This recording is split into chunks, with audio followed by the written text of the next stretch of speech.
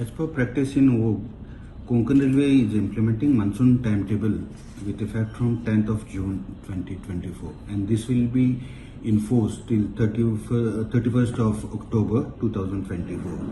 Because of this implementation of monsoon timetable, there's a certain change of train running.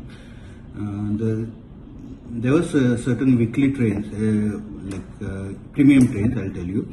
This Tejas Express, which is to run 4 days a week, will run tri-weekly, that is 3 days in a week. Then Vande Bharat Express, Madgaon Mumbai CSMT. Earlier it is to run 6 days a week, now it will be tri-weekly. Then